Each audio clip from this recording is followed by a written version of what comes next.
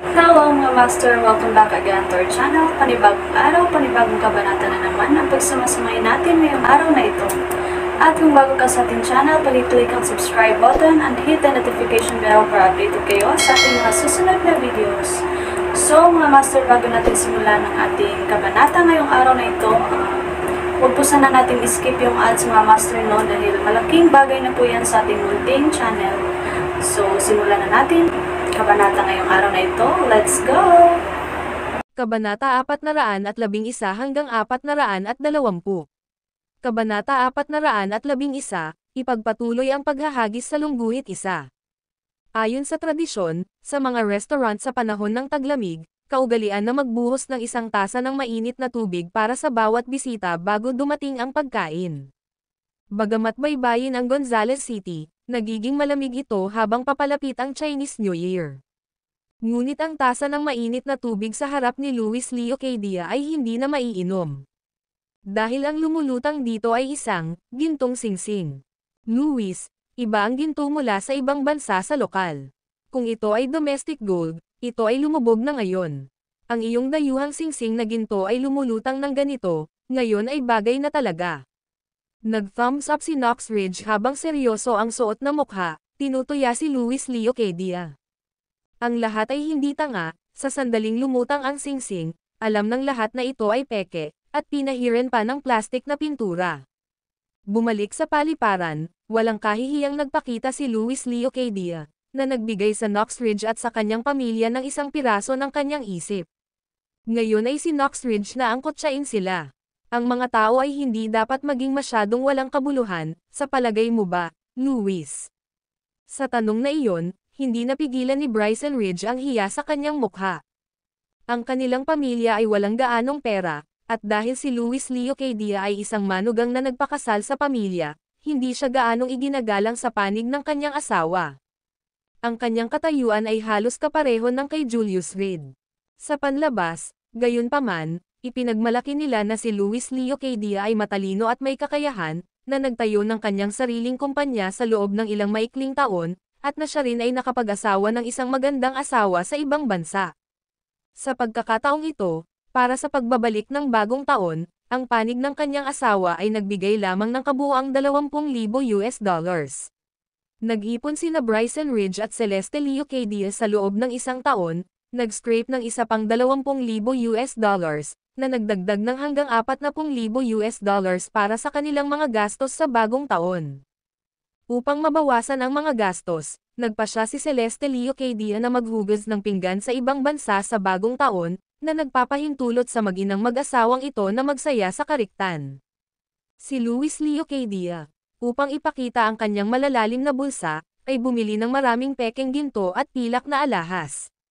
Ang tanging tunay na bagay ay ang pares ng salamin sa mata, na mga hand-me-down mula sa kanyang asawa. Tumingin si Bryson Ridge kay Knox Ridge at seryosong nagsalita, "Sis, ito ang uso sa ibang bansa. Ang rural mindset lang dito ang luma na, laging nakasuot ng ginto at pilak, na parang gustong ibitin ang buong halaga nila sa katawan." Sinulyapan niya ang ginto at pilak na bling ni Knox Ridge na may halong pangungutya. "Oo naman, paano namin may kukumpara sa inyo ang mga makamundong nasa ibang bansa?" Malamig na bamantong hininga si Knox Ridge ngunit medyo natahimik sa kanyang puso. Dahil inihagis ni Julius Reed ang singsing ni Luis Leo Quedia sa baso ng tubig, sa hindi inaasahang pagkakataon ay nagkaroon siya ng kaunting mabuting kalooban sa kanya.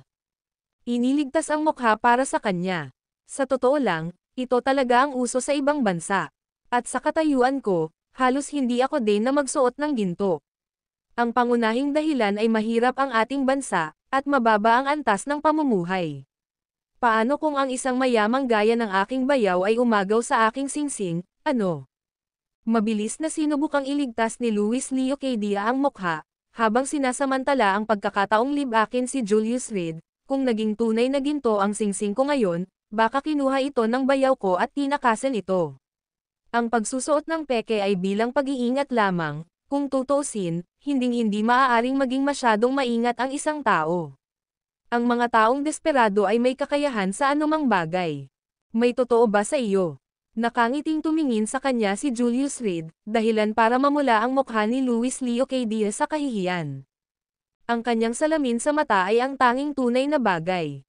Paano niya tatanggalin ang mga ito at dinala sa isang tindahan ng ladrillo upang i-verify ang pagiging tunay ng mga ito? Bukod pa rito, sila ang modelo sa ibang bansa noong nakaraang season, hindi bababa sa 3 hanggang 5 taon na wala sa petsa, kung ang tindahan ay nagdala pa rin ng mga ito ay pinagtatalunan. Inaalala ang mataas na kalidad na replika na relo sa kanyang palso, si Luis Leo K. Diaz ay nagkunwaring sulyap sa kanyang relo, "O mahal, tingnan mo ang oras. Bakit hindi pa nakahain ang pagkain?" Habang nagsasalita, marahan niyang sinipa si Bryson Ridge gamit ang paa. Agad na naunawaan ni Bryson Ridge ang nangyayari. "Oh, Luis, bakit mo dinala ang relong iyan? Nagkakahalaga ito ng ilang 10,000. Kung nanakaw ito sa eroplano, bagamat hindi tayo makaligtaan ng ilang 10,000, tiyak na mahihirapang tingnan ang oras, tama?"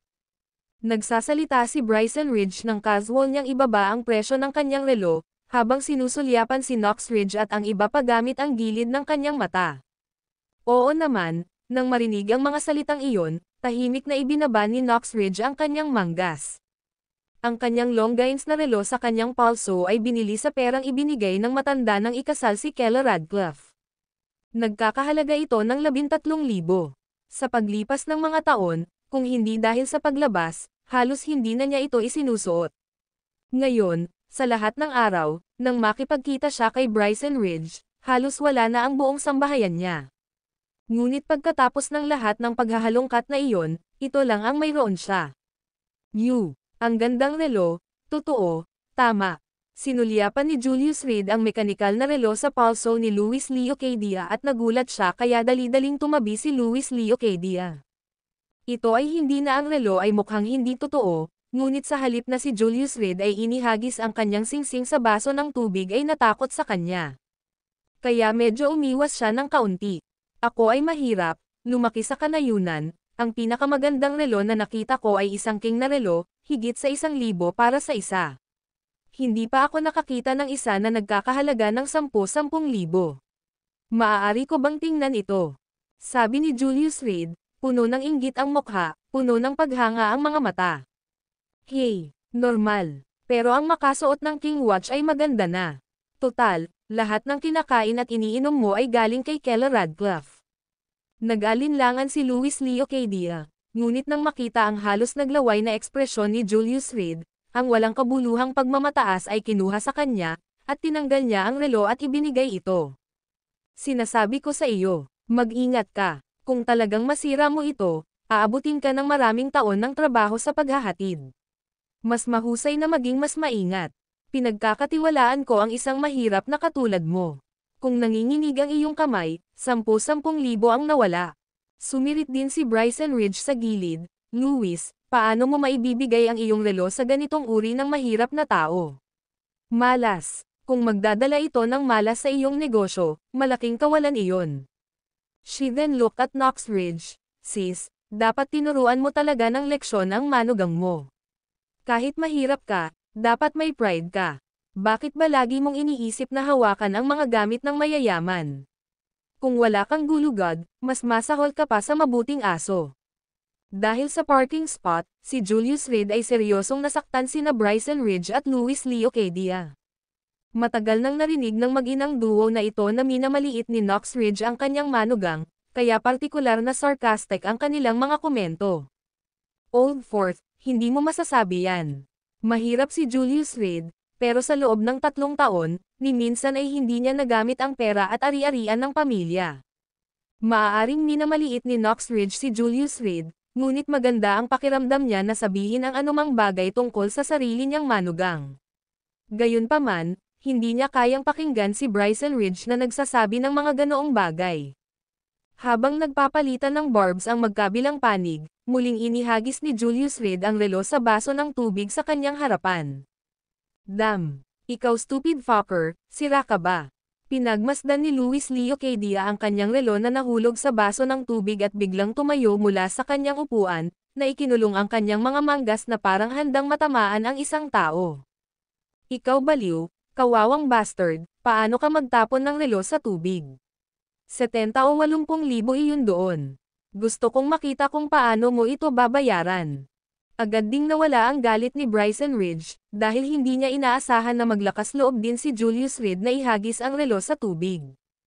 Ito ay hindi ginto, ito ay isang solidong relo. Julius Reed, sira ka na ba? Habang hindi nagustuhan ang mga salita ni na Bryson Ridge at Luis Leo Cadia, nagulat pa rin si Knox Ridge nang makitang itinapon ni Julius Reed ang gayong mamahaling relo sa tubig. Shush! Panoorin mo ito. Si Julius Reed ay gumawa ng isang shushang gesture gamit ang kanyang kamay, mariing idiniin ang transparent na salamin gamit ang kabilang kamay, pinagmamasdan ang relo sa loob. Ang video na ito ay edited by Urban Storytelling. Kabanata 412, Kabanata 412 Mechanical Watch sa lungguhit isa. Talo ka, napasok mo ang iyong sarili sa isang tunay na gulo ngayon. Si Luis Leo Cadia ay humihingal sa galit, at kung wala si Julius Reed at ang iba pa sa tabi niya, malamang na umakyat siya at binigyan ng matinding bagbog si Julius Reed. Kahit na ang kanyang relo ay isang dekalidad na imitasyon, nagkakahalaga pa rin siya ng ilang libo. Maliban na lang kung isang taong medyo profesional ang nagbukas at nag-disassemble ng relo, hindi mo lang masasabi na ito ay isang mataas na imitasyon na igod. Ngunit ngayon, salamat sa talunan na ito, na itinapon ito sa tubig, malamang na natapos na ito. Julius Reed, anong ginagawa mo? Hinampas ni Knox Ridge ang mesa at, sa mga kamay sa balakang, sumigaw, hayaan mong sabihin ko sa iyo, sinira mo ang relo ng isang tao ngayon at hindi ko binabayaran ito. Gaano man kalaki ang relo, lalabas ka doon at ikaw mismo ang kumita nito, at huwag mo nang isipin ang paggamit ng isang sentimo mula sa aming pamilya o mula sa Keller Radcliffe.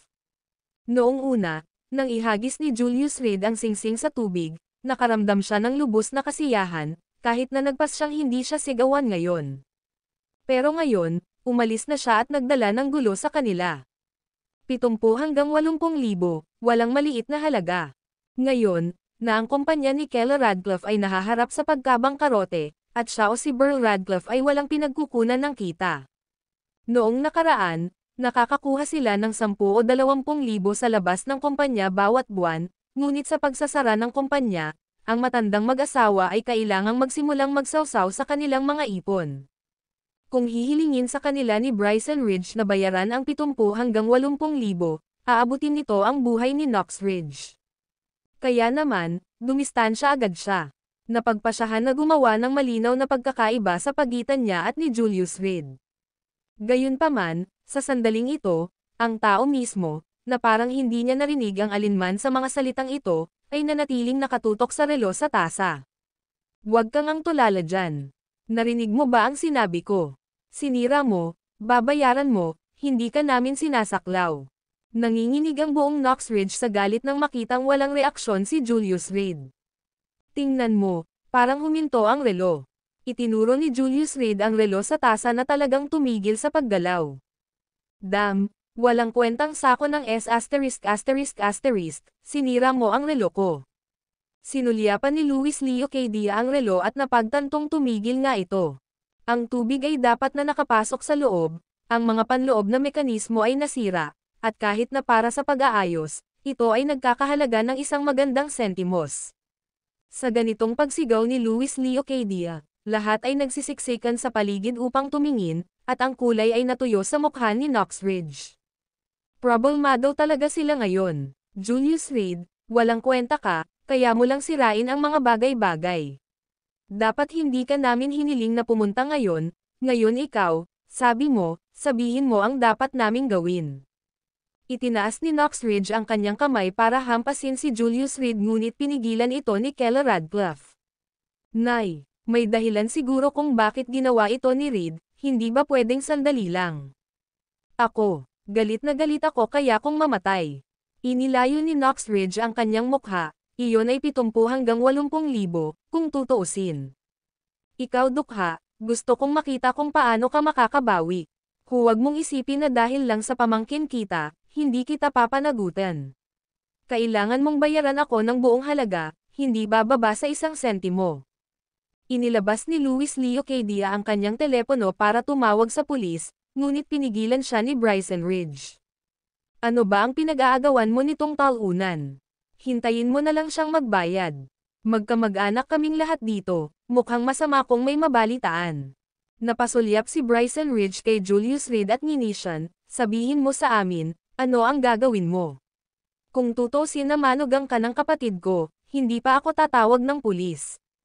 Ilang sandali lang ang nakalipas, nahirapan siyang iligtas ang mukha sa insidente ng ring, at ngayon ang walang kabuluhang ito ay umalis at itinapon din ang relo. Ngayon ay ang perpektong pagkakataon upang libakin siya at magpakawala ng kaunting singaw. Babayaran ko. Inilabas ni Julius Reed ang relo sa tubig, inalog ito, at natagpo ang patay na ito. Magbayad ka. Ano ang babayaran mo? Gamit ang lumang second-hand na electric scooter mo. Magkano ang kinikita mo sa isang buwan sa pagde-deliver ng takeout? Huwag magsalita ng malaki. Tinutuya siya ni Bryson Ridge ng may pag-iinis, hindi naniniwala kahit isang segundo na kayang bayaran ito ni Julius Reed. Isang talunang manugang na dumating na nagmamakaawa sa pintuan, saan siya kukuha ng 70 hanggang 80,000. Eksakto. Kung titignan itong sira-sirang hitsura mo, siguradong baliw ka. Napakamalas. Bagamat tila galit si Luis Leo Cadia sa panlabas, sa loob ng kanyang puso ay sumasabog sa tuwa. Ang imitasyong relo na ito ay nagkakahalaga lamang ng mahigit 2,000, ngunit ngayon ay nangangailangan umano ito ng 70 hanggang 80,000. Markang paywa. Kung si Julius Reed lang ang nagbayad dito, siya ay makakakuha ng 70 hanggang 80,000. Ito ay tungkol sa paggawa ng pagpatay. Pero kung tutuusin, kailangan pa niyang magpanggap na galit para maiwasan ang pagdududa. Gayunpaman, iniisip ang tungkol sa isang bansang bumpkin, paano nila posibleng makilala ang tunay mula sa peke. Honey, hanapin mo sa akin itong modelo ng relo, tulungan mo akong makita kung hindi ito tinatablan ng tubig. Binaliktad ni Julius Reed ang relo, itinuro ang isang string ng mga numero sa likod ng dial. Oo naman. Kinuha ni Keller Radcliffe ang kanyang telepono, naghanap sandali, at hindi nagtagal ay natagpuan ang impormasyon online. Ito ay hindi tinatablan ng tubig hanggang 200 metro. Ito ay isang bagong mekanikal na modelo mula sa taong ito. Paano ito posibleng magkaroon ng pinsala sa tubig? Tumigil ito sa paggana dahil lamang sa pagiging nasa isang tasa. Sa panahon ng internet, maraming impormasyon ang maaari lamang hanapin online, nagiging malinaw sa isang sulyap. Talaga, tingnan ko. Inagaw ni Knox Ridge ang telepono at sinuri ang impormasyong ipinakita. Siya ay maaaring maging mapagmataas, ngunit hindi siya tanga. Paanong ang isang relo na nagkakahalaga ng 70 hanggang 80,000 ay hindi tinatablan ng tubig? Ang pangpromosyon na advertising ng relo sa webpage ay nagpakita na ito ay itinapon sa isang swimming pool, na nag-aangkin ng sports level na water resistance. Hindi ito maaaring peke, hindi ba? Matapos basahin ang impormasyon, tinitigan ni Knox Ridge si Luis Leo Cadia na may kakaibang hitsura. Nang dumaan sa insidente ng pekeng singsing kanina, nagkaroon siya ng dahilan upang mapanatili ang kanyang pag-aalinlangan. Sino ang nagsabi niyan? Kahit ano ay maaaring mangyari, ni isang produkto ay hindi magagarantiya ng 100% kalidad. Marahil ito ay nangyari lamang sa sandali ng click. Bago pa matapos magsalita si Luis Leo Cadia, diretsyong dinurog ni Julius Reed ang relo. Bumukas ang steel bezel sa pinindot. Pagkatapos, sa ilalim ng tingin ng lahat, si Julius Reed ay naglabas ng isang quartz movement mula sa loob ng relo. Ang baterya sa itaas ay basa pa. Mechanical na relo, hindi ba dapat marami itong gears? Knox Ridge, kahit natiyak na isang shrew, ay gayunpaman isang miyembro ng Radcliffe clan, at ang Ridge family ay hindi mahirap, natural, mayroon siyang kaunting kaalaman. Bukod, kahit na ang mga mekanikal na relo ay maaaring mura, mechanical ang suot ni Burl Radcliffe. Ito, si Luis Leo Cadia ay nakaramdam ng matinding kahihiyan sa kanyang mukha, at sa loob-loob niya ay isinumpa niya ang dealer na nagbebenta sa kanya ng relo ng walang awa. Isang bulok na piraso ng quartz, at binayaran niya ito ng higit sa 2,000. Ang pagiging hindi tinatablan ng tubig ay sapat na masama, ngunit hindi bababa sa ito ay dapat na mekanikal. Luis, sinabi ko sa iyo na huwag magtiwala sa iyong kaibigan, iginiit na ito ay mula sa butik, at ibinenta ito sa iyo sa halagang 70 hanggang 80,000. Nabaliw ka, hindi ba? Napapikit si Bryson Ridge at sinipa si Luis Leo Cadia. Aray! Agad namang nag-react si Luis Leo Cadia. Pinitik niya ng mariin ang kanyang noo at inis na sinabi, mahigit sa 10 taon ng pagkakaibigan, at masyado akong abala sa negosyo para pumunta ako sa butik, kaya hiniling ko sa kanya na bilhin ito para sa akin. Ang bastos na iyon ay talagang niloko ako ng 70 hanggang 80,000. Pagkatapos magsalita ay mabilis niyang hinawakan ang kamay ni Julius Reed. Salamat, kung hindi dahil sa iyo ngayon, who knows kung gaano ako katagal na loko. Kahit na sinusumpa niya si Julius Reed sa kanyang puso, kailangan pa rin niyang sabihin ito ng malakas. Huwag mo nang banggitin, magkaibigan tayong lahat dito, tama. Bumulong si Julius Reed, so, ibig sabihin hindi ko na kailangang magbayad. Hindi na kailangan. Hindi na kailangan. Mabilis na ikan-away ni Luis Leo Cadia ang kanyang mga kamay. Ako dapat ang magpasalamat sa iyo. Talagang hindi ko ito nakita. Ikaw, itong walang spine, son-in-law, may ganoong mata sa mga bagay-bagay. Mas magaling ka pa sa isang mayamang tulad ko. Ang mahihirap talaga ang nakakaunawa sa buhay. Hindi niya napigilan ang pag-irap kay Julius Reed kahit ngayon lang. Good evening, everyone. Ako ang service staff ng hotel. Sumusunod sa utos ng aming boss, dinalhan kita ng isang bote ng red wine. Maya-maya lang, tinulak ng waiter ang pinto ng private room at nakangiting pumasok. Ang video na ito ay edited by Urban Storytelling. Kabanata 413, tawagan ang iyong tagapamahala dito sa Lungguhit 1. Boss, hindi namin kilala ang amo mo. Napatingin si Knox Ridge sa waiter na pumasok, iniisip na may pagkakamali. Sa isang lugar na tulad nito, ang isang magandang bote ng red wine ay nagkakahalaga ng 10,000 at kung ito ay maling ihain at ininom nila ito, magiging medyo hindi komportable kapag dumating ang bill. Hindi ba kayo kaibigan ni Burl Radcliffe? Napatingin si Bryson Ridge kay Burl Radcliffe, hindi ba siya tumawag ng kaibigan para pumatay sa pila kanina? Baka may iba na. Hindi ako. Tumingin si Burl Radcliffe kay Julius Reed, napansin niya na walang sinabi si Julius Reed, ngunit nakangiting kinuha ang red wine at sinabing, salamat sa kabaitan ng iyong amo. Tumango ang waiter, iniabot ang red wine, at saka tumalikod at umalis. Hindi naman masama ang alak na ito. Nang tingnan ni Julius Reed ang bote sa kanyang kamay, inagaw iyon ni Luis Leo Cadia. Popper, ano ang alam mo? Ito ay red wine, hindi ang beer na iniinom mo. Ang bote na ito ay nagkakahalaga ng 10,000, hindi mo ba sinasadyang nabasag ito? Maingat niyang hinawakan ang bote sa kanyang kamay, tinitigan itong mabuti at tumango. Ang alak na ito ay isang magandang bagay, na nagkakahalaga ng hindi bababa sa 100,000 bawat bote. Si Luis Leo Cadia ay hindi nagsisinungaling tungkol sa puntong ito, bagamat nabuhay siya sa isang babae, ang kanyang asawa sa ibang bansa ay nagmula sa isang petit bourgeoisie na pamilya na mahilig sa red wine. Kaya, nagsagawa siya ng kaunting pananaliksik. Ang aking kaibigan ay talagang mapagbigay. Ibinalik ni Luis Leo Cadia ang bote at buong pagmamalaking sinabi. Kaibigan mo, anong ibig mong sabihin? Tanong ni Knox Ridge. Bakit ang pagpapadala ng isang bote ng alak ay may kasamang gayong pangungusap? Nakalimutan kong sabihin sa inyong lahat, ngunit ang dahilan kung bakit kami nakapunta sa Von Danvers Hall na ito ay dahil sa mga pagsasaayos ng aking kaibigan, ang may-ari ng restaurant. Pagmamayabang ni Luis Leo Cadia na may mapanoksong ekspresyon. Dahil hindi kilala ni Burl Radcliffe ang may-ari, ito ay isang magandang pagkakataon upang kunin ang kredito at magpakitang gilas. Hindi ba't si Burl ay mula sa aming pamilya? Tanong ni Knox Ridge na nakakunot ang noo. Malinaw na si Burl Radcliffe ang nakahanap ng kaibigan para laktawan ang linya, at iyon ang naging paraan nila sa Von Danvers Hall. Paano nahulog ang kredito kay Luis Leo Cadia? Tita, pag-isipan mo ito, kahit sino lang ba pwedeng pumunta sa Von Danvers Hall? Itinuro ni Luis Leo Cadia ang maluwag na pribadong silid, ito ang pinakamataas na karaniwang pribadong silid sa restaurant.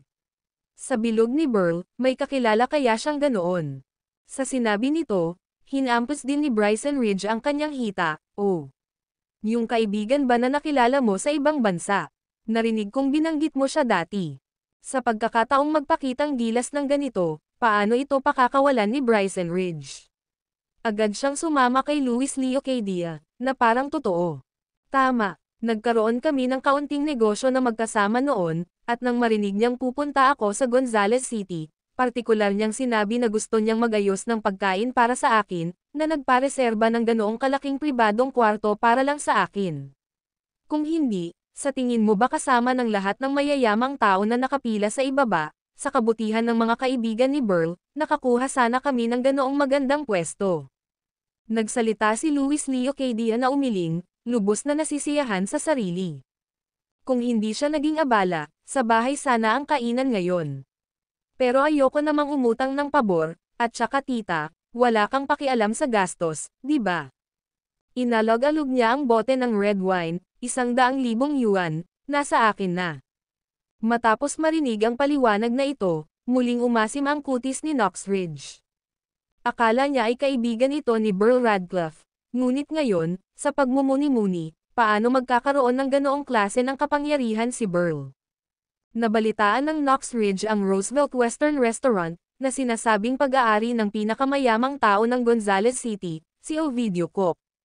Ngunit ngayon ay tila maaaring may ibang kasangkot, kung ito ay tulad ng sinabi Luis Leo Cadia, ito ay malamang na ang kaso.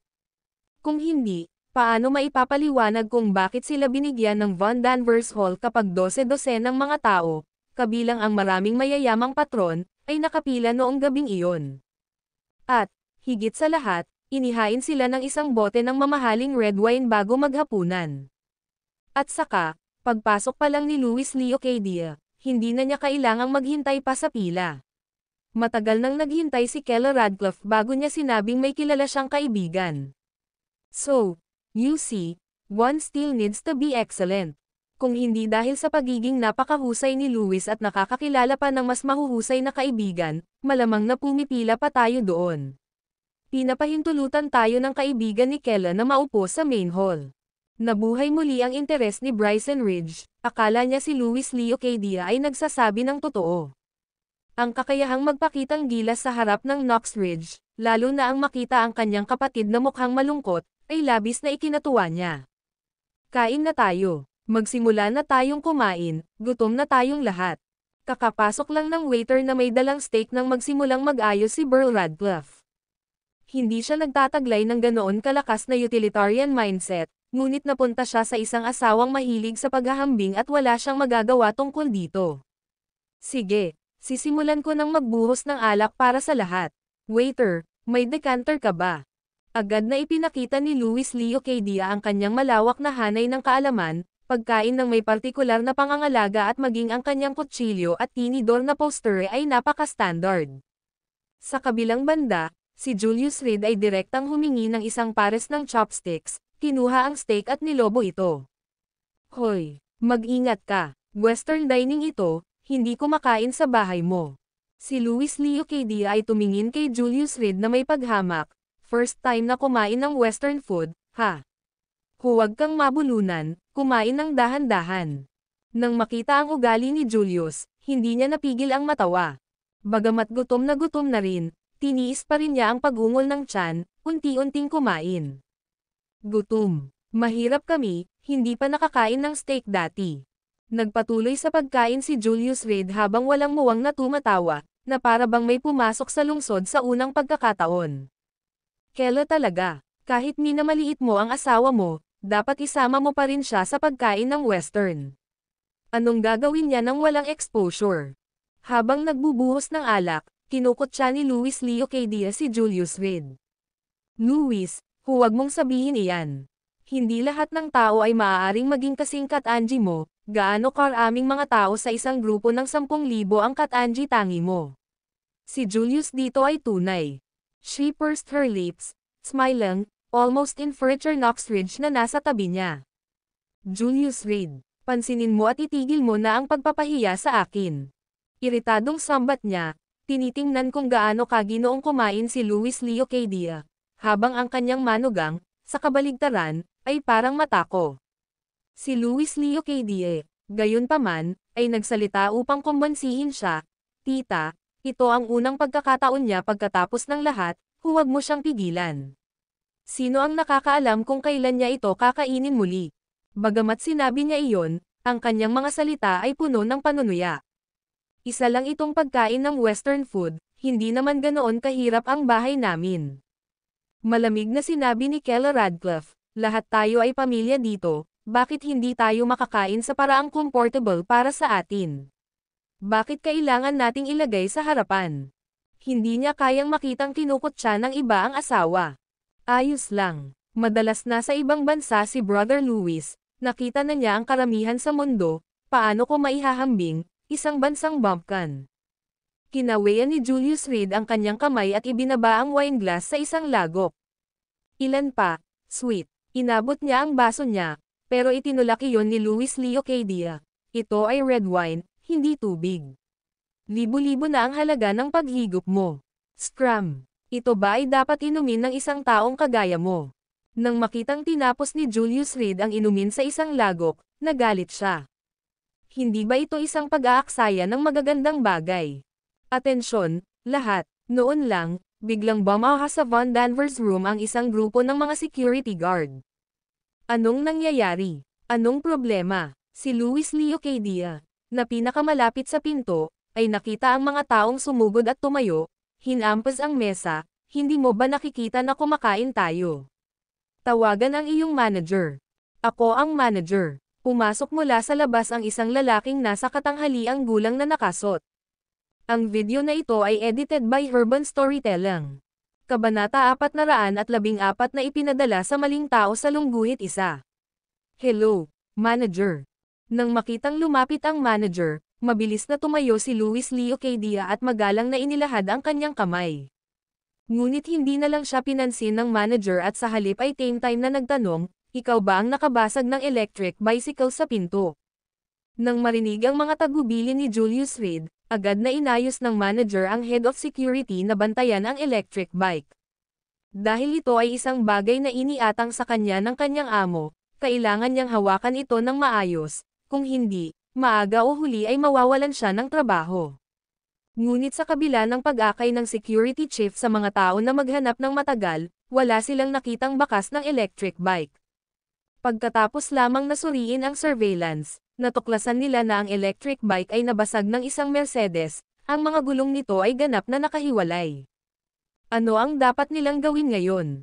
Kaagad, kinuha ng manager ang kanyang team para suriin ang surveillance footage at, pagkatapos makilala ang Mercedes driver, nalaman na ang driver ay nasa parehong pribadong silid ng kanyang sariling amo. Ito ay isang nakakalito na sitwasyon, kaya nagpadala siya ng isang tao na may dalang bote ng red wine, na talagang isang maingat na paraan lamang upang maghatid ng tala na nagtatanong kung haharapin ang sitwasyon o hahayaan na lang. Kung umiling si Julius Reed, aalisin nila ang bagay. Kung tutuusin, kaibigan ng kanyang amo ang kasama, siya ay magiging masaya upang manatili sa labas ng ito. Ngunit kung ang insidente ay haharapin gaya ng dati, kailangan niyang ibigay ang lahat ng pagsisikap na maaari niyang gawin. Bibigyan niya ng totoong pambubugbog ang driver ng Mercedes na iyon. Nang kunin ni Julius Reed ang red wine, tumanggo siya, at inulit pa ng waiter ang mga nakakainsultong salita na sinabi ni Luis Leo Cadia sa kanyang pagbabalik. Pinalakas lamang nito ang determinasyon ng manager na harapin si Luis Leo Cadia. Ang lakas ng loob na kalabanan ang sariling amo, hindi ba humihingi lang ng gulo iyon? Pagkatapos, sumugod siya kasama ang isang grupo ng mga security guard, na pawang mga bulalakaw at matuwid na galit. Nang marinig niya ang tungkol sa electric bike, hindi agad naintindihan ni Luis Leo Cadia kung ano ang ibig sabihin at medyo nalilito siyang nagtanong, anong electric bike? Noong nagpark ka, nabasag mo ang electric bike na nasa likod mo. Ulit ng manager. Oh, ibig mong sabihin ang piraso ng basurang iyon na pag-aari ng natalo na iyon. Ano naman, nasample ni Luis Leo Cadia ang kanyang noo habang inaalala ang pangyayari. Tila pinag-uusapan nila ang electric bike na ginamit ni Julius Reed para sa paghahatid, na nasira niya habang nakaparada. Broke loser. Galit na galit ang manager, tahimik na nagmumura sa kanyang ulo, idiot. Iyon ang may-ari ng restaurant. Bagamat hindi niya alam ang eksaktong background, may narinig siya mula sa subordinate ni Ovidio Cook nang lasing ang huli. Ang restaurant ay isang regalo sa bagong may-ari mula kay Ovidio Cook, na hindi humingi ng isang sentimos at patuloy na binabayaran ang staff sa ngalan ng bagong may-ari. Ang lahat ng mga gastos ay sinisingil sa mga account ng Titan Group, habang ang lahat ng kita ay dumiretso sa bulsa ng bagong may-ari. Sa asensya, ito ay tulad ng pagbibigay ng pera sa pamamagitan ng pagregalo sa restaurant at pagsagot sa mga gastusin. Sino si Ovidio Cook? Ang pinakamayamang tao sa Gonzales City. Maaari bang maging ordinaryo ang isang taong nagpilit sa pinakamayamang tao sa Gonzales City na kumilos sa ganoong paraan? Gayunpaman, narito ang hanggal na ito, na tinawag ang kanyang sariling boss na isang natalo, at malinaw sa manager na oras na niya para sumikat. Nang makitang medyo nagtataka ang manager, itinuro niya si Julius Reed at sinabing, "Yan ang may-ari ng sirang bike, bayaw ko." Ano? Beer-in-law. Lalong hindi makapaniwala ang manager, pamilya iyon. Hindi ba alam ng kamag-anak na ito kung gaano kalakas ang sarili niyang amo? Ngunit narito siya, nanunuya na tinatawag siyang talunan sa bawat salita. Wala akong pakialam kung kaninong bike iyon. Kung ito ay nakapark sa aming Roosevelt Western Restaurant, ito ay nasa ilalim ng aming proteksyon. Pilit mong binabasag ang electric bike na iyon ay labag sa mga patakaran ng aming restaurant. Malakas na bulalas ng manager. Anong ginagawa mo? Tawagan mo ang boss mo dito. Isang manager lang na nangangahas na gumawa ng kaguluhan tulad nito. Alam mo ba kung nasaan ka? Tumayo si Bryson Ridge, naiinip na nakatingin sa manager ng restaurant at nakaturo sa lupa. Ito ang silid ng Von Danvers. Ang pinakamalaking pribadong silid sa itaas. Inilaan ng iyong amo lalo na para sa amin. At narito ka, isang kumpol ng mabahong hipon, na iniistorbo tayo habang kumakain. Lumabas ka. Sa sandaling ito, nagsimula na siyang maniwala sa mga kasinungalingang sinabi ni Luis Leo Cadia. Bukod dito, naisip ni Bryson Ridge na malamang na hindi alam ng manager kung talagang kilala nila ang amo o hindi. Kung humingi sila ng input ng boss sa bagay na ito, malamang na mapag-alitan sila. Kaya naman naglakas loob siyang magsalita ng ganyan. Nakareserba para sa iyo. Hindi napigilan ng manager na matawa sa kalokohan, ang reserbasyon na ito ay malinaw na inilaan para sa pagdiriwang ng kaarawan ng kanyang kasintahan. Nang nagkataong dumating ang kanyang amo at kailangan niya ng mesa ay ito na lang ang inaalok niya. Paano ito biglang naging bagay na nakalaan para sa kanila? Kung tungkol sa pagkakakilala sa kanyang amo, iyon ay mas katawa-tawa. Nandoon si Julius Reed, tinawag nilang broke loser, pero nagkaroon sila ng lakas ng loob na sabihing kilala nila ang kanyang amo. Ito ay talagang katawa-tawa. Kalokohan. Kung hindi dahil sa boss mo ang may hawak nitong pwesto para sa amin, paano magkakaroon ng ganoong kalaking Von Danvers room na available sa mga oras ng kainan? Itinuwid ni Luis Leo Cadia ang kanyang likod sa sandaling ito, at itinuro ang pinto. Ngayon ay nasa mabuting kalagayan ako, magwala. Kung maglakas loob kang manatili dito, papaalisin kong lahat ang iyong amo. Hindi lang ang manager, kundi ang mga security guard ng restaurant na natawa dito. Marami sa kanila ay hindi pa nakikita ang amo noon, lahat ng bagay sa restaurant ay pinamamahalaan ng manager. Ang lalaking ito, na sinasabing kaibigan ng kanilang amo, ay lubos na nagbibiro. Anong tinatawa-tawa mo? Si Luis Leo Cadia, na walang nakitang takot sa mga taong nasa harapan niya at narinig pa nga ang mga ito na tumawa, ay lalong nagalit. Inilabas niya ang kanyang telepono, nagkunwaring tumawag, binibigyan kita ng huling pagkakataon. Magwala ka, kung hindi, kailangan mong harapin ang mga kahihinatnan. Ngunit sa halip na matakot, ang manager ay nag-cross arms at pinanood si Luis Leo Cadia na may malamig na pagngisi. Sige, tumawag ka. Nakikinig ako dito. Nais niyang makita kung anong bago, kamangmangan ang maaaring gawin ng kabataan. Ngunit hindi alam ni Luis Leo Cadia ang numero ng telepono ng may-ari ng restaurant, at labis siyang napahiya sa sandaling iyon. Ano sa tingin mo ang ginagawa mo? Para tretuhin ng ganito ang kaibigan ng amo mo, ayaw mo na ba sa mga trabaho mo? Ang kumpol ng mga mabahong security guard, mga asong nagbabantay sa pinto, nagbabaka sakali na tumakbo ng ligaw dito. Galit na galit silang sinumpa ni Bryson Ridge na parang isang fishwife. Ang kanyang mga sumpa ay nagpadilim sa mukha ng mga security guard. Anong sabi mo? Hinarap ng manager si Bryson Ridge at nagtanong sa malalim na boses. Nakatrabaho niya ang mga security guard na ito sa loob ng maraming taon, at karaniwan nilang tinatawag ang isa't isa na magkapatid. Ngunit ang babaeng ito ay naglakas loob na tawagin ang kanyang mga kapatid na aso. Sabi ko kayong grupo ng mga mabahong trabahador ay mas mabuting umalis na kayo rito, huwag kayong maging masama sa paningin. Sigaw ni Bryson Ridge na dilat ang mga mata. Sampal. Sinampal siya ng manager, binaliktad si Bryson Ridge sa mesa, kumakain ba ang bibig mo ng tae? Hindi ka ba natutong rumspito sa mga tao? Matapos siyang hampasin, sinulyapan ng manager si Julius Reed at wala siyang nakitang reaksyon mula sa amo, gamaan ang loob niya. Ang lakas ng loob mong saktan ako. Ikaw na mabahong trabahador. Sampal. Sinampal ulit siya ng manager. Ano ang sinusubukan mong gawin? Kinuha ni Luis Leo Cadia ang isang bote ng alak mula sa mesa at itinaas ito, sumisigaw, itong alak na ito ay regalo ng iyong amo sa akin, naglakas loob kang ay bully ang isang kaibigan ng iyong amo, nabaliw ka na ba? Ang bote na ito ang naging lifeline niya. Paano may regalo ng isang ordinaryong tao ang gayong mamahaling alak kaagad? Tunay at magastos, nagkakahalaga ng hindi bababa sa 100,000 yuan. Ha? Sinong nagsabing regalo ang alak na ito? Inagaw ng manager ang bote at inalog, nadiskubreng wala na itong laman. Kung hindi dahil sa akin, paano ito ihahatid dito? Medyo nahihiya na tanong ni Luis Leo Cadia. Nagkamali itong nahatid. 18,000, ininom mo kaya kailangan mong magbayad. Inihagis ng manager ang bote, lumapit kay Luis Leo Cadia, at hinawakan ang lalamunan gamit ang isang kamay. Ang video na ito ay edited by Urban Storytelling. Kabanata 415, ang mahal na bisikleta sa lungguhit isa.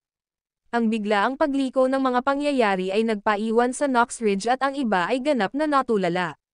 Luis, di ba sabi mo kilala mo ang may-ari dito? Bilisan mo tawagan mo si boss. Nababalisa rin si Knox Ridge, natatakot na siya ang susunod na mabugbog. Masyadong mapuwersa ang grupo, naghahanda silang mag-aklas ng hindi nag-aalok ng kahit kay titing na tikas. Ang lakas ng loob mong sabihin na kilala mo ang boss namin.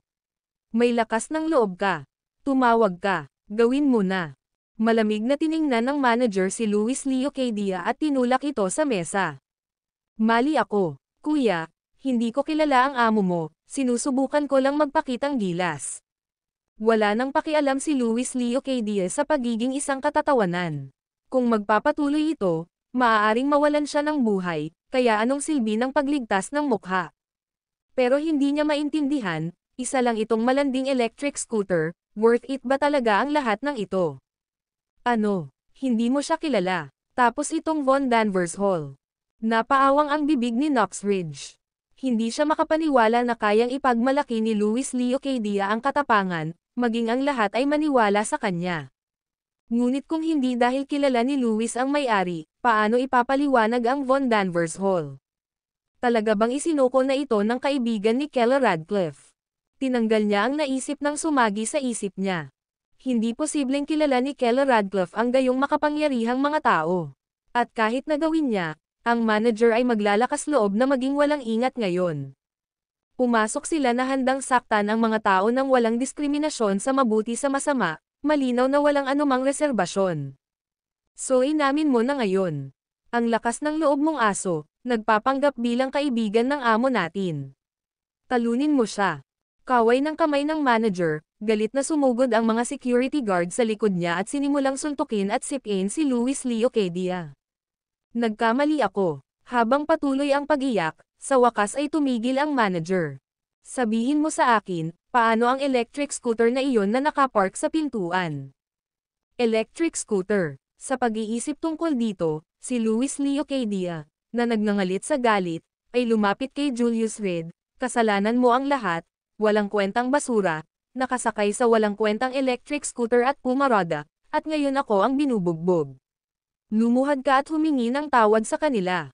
Sabihin na sa iyo ang scooter, at ikaw ang nagtanong sa akin. Oo, Julius, mas mabuting aminin mo, at mabilis na sabihin na ito ang lahat ng iyong ideya. Nilapitan ni Bryson Ridge ang manager na may isang nakapapawi ng ngiti. Manager, Lahat ng natalo na ito ay ideya, wala itong kinalaman sa aking anak. Kung ikaw ay magpapatalo sa sinuman, talunin mo siya. Siya ay makapal ang balat at kayang kayanin. Ang lahat ay nagmula sa electric scooter. Hanggat inamin ni Julius Reed na may pahintulot niya na nabangga ito ni Luis Leo Cadia, maaaring malutas ang gulo na ito.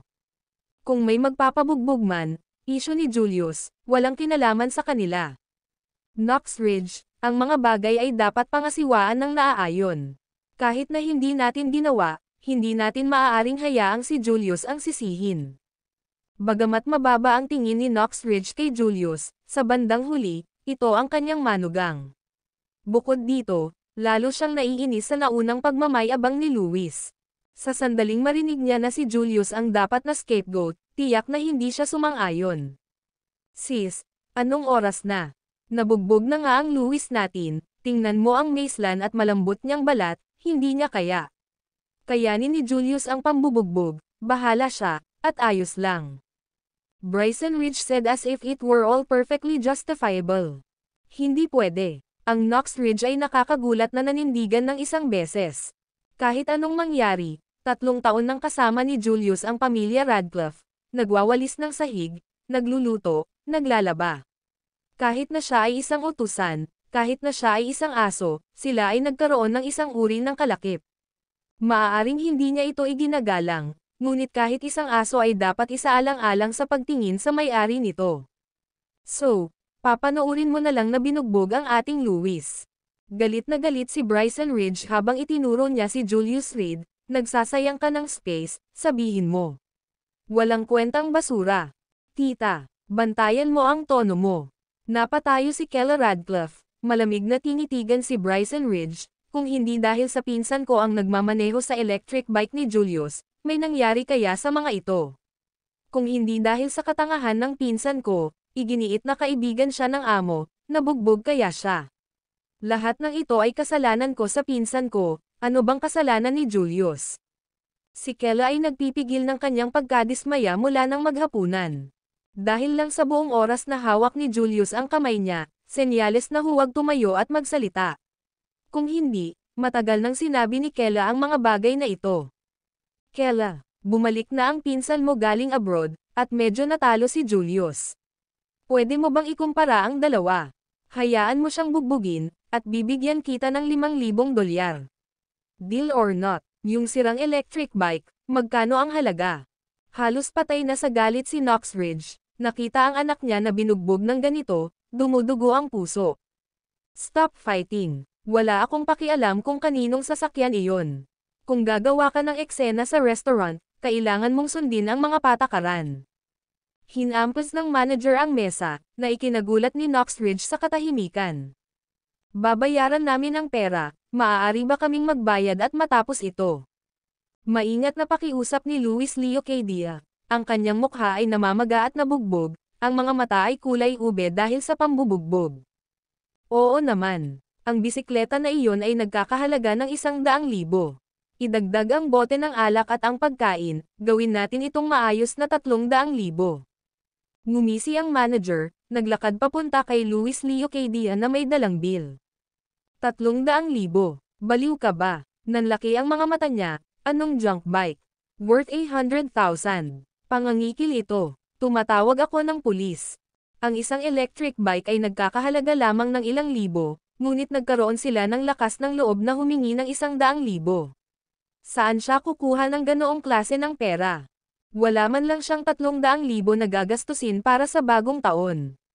Sige, nakalagay dito sa black and white, pagpasok sa parking lot ng restaurant namin, sumunod ka sa rules namin. Sumenyas ang manager, at kaagad, isang security guard ang nag-abot ng kasunduan. Malinaw nitong sinabi na kung may nangyaring insidente sa parking lot at hindi nasiyahan ang mga partido, ang restaurant ang may panghuling kapangyarihan sa paggawa ng desisyon. Nasaan ang appraiser mo? Ipapasuri ko sa kanya. Isang lumang electric bike, hindi ganoon kahalaga. Sigaw ni Luis Leo Cadia sa manager.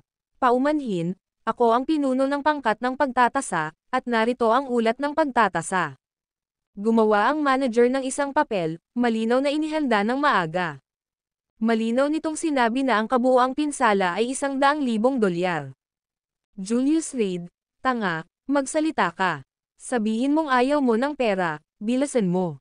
Lumapit si Luis Leo Quezada kay Julius Reed, malakas na sinisigawan siya. Kung makapag-ayos silang dalawa ng pribado, hindi na kailangan ang pakikilahok ng restaurant, at hindi na niya kailangang magbayad. Ang aking kotse ay nakapark sa lugar, at nasira mo ito. Bakit hindi mo dapat bayaran ito? Tumangala si Julius Reed kay Luis Leo Quezada. Noong itinapon ko ang iyong pinsan sa tubig ngayon, ano ang sinabi mo? Pamilya ay pamilya, ngunit ang pera ay dapat pa ring isaalang-alang ng malinaw. Iyon ang paraan upang mahawakan ang isang taong may personalidad ni Luis Leo Quezada. Nang makitang hindi pumayag si Julius Reed, galit na galit si Luis Leo Quezada. Nagsimulang magmura, wala kang kabuluhan. Isang natalo. Magkano ang halaga ng isang lumang electric bike? Gusto mo ng pera? Tama. Bibilhan kita ng bago bukas. Katanggap-tanggap ba iyon? Bilasan mo at sabihin sa kanila na hindi mo ito hinahabol. Mukhang malulugi na naman siya ng mahigit $2,000, ngunit kung ang paggastos ng ganoon kalaki ay malulutas ang problema, tatanggapin niya ito. Ikaw na mismo ang nagsabi, mahirap ako. Kaya bakit ayaw ko ng $100,000 at tumira sa $2,000? Hindi ako tanga, alam ko kung alin ang higit pa. Umupo si Julius Reed sa upuan, dahan-daang nagsasalita. You broke loser. Pinapagalitan mo ako. Si Luis Leo Quezada ay sumugod, na nagbabalak na matamaan ang isang tao, ngunit mabilis na pinigilan ng manager, lahat ng iba, mangyaring umalis sa lugar na ito, manatili kayong dalawa. Ang video na ito ay edited by Urban Storytelling. Kabanata 416, pagharap sa mga kaaway sa lungguhit isa. Nabusog ang grupo, at sa pagpapatalsik ng manager, naligtas si Knoxridge sa gastos ng pagkain. Nang marinig niya ang halaga ng pagkain at inumin ay nagkakahalaga ng $200,000, natakot si Knoxridge hanggang sa halos mawalan ng malay. Saan siya makakakuha ng $200,000? Isang pagkain na nagkakahalaga ng $200,000, iyon ang taunang kita nila ni Burl Radcliffe. Gayunpaman, sa kabutihang palad para sa kanya, ang pagkilos ng manager ng pagpapaalis sa kanila ay sinisingil ang gastos kay Luis Leo Quezada. Hindi naman sila mahihirapan, di ba? Nag-aalalang tumakbo si Burl Radcliffe sa lobby sa unang palapag. Ano kayang problema nila? Mayaman ang pamilya ni Auntie. Tignan mo si Luis Leo Quezada. Isa siyang big boss, 300,000 na lang pocket change sa kanya. Nakangiting sabi ni Julius Reed. Totoo yan. Tumanggo si Knoxridge, kung isa sa alang-alang ang sitwasyon sa pananalapi ni Bryson Ridge sa nakalipas na ilang taon, tila mayroon silang kaunting pera. Si Luis Leo Quezada ay may hangin ng pagmamalabos tungkol sa kanya, malinaw na ang kilos ng isang malaking amo. Malaki ang 300,000, ngunit para sa isang boss, hindi ito dapat maging problema. Gayunpaman, naramdaman ni Knoxridge na may kakaiba sa sinabi ni Julius, ngunit hindi niya lubos maisip ito. Ikaw din, lumang kotse lang yan, bakit ka mag-abala dyan? Anak naman yan ng pamangkin ko. Tiningnan niya ng masama si Julius Reed. Kung tutuusin, pamangkin niya ito, ngunit sa hapagkainan ay medyo nakaramdam siya ng galit at hindi hinayaan ni Julius ang sitwasyon. Pero pagkalabas niya, nagsisi siya. Nay, anong mali ang ginawa ni Julius? Buong kainan ay kinukutsa siya ni Luis Leo Quezada, sinusubukang humanap ng sense of superiority kaysa kay Julius. Kung tutuusin, isa sa atin si Julius, hindi pwedeng palagi kang ganito. Sabi ni Keller Radcliffe, halatang galit.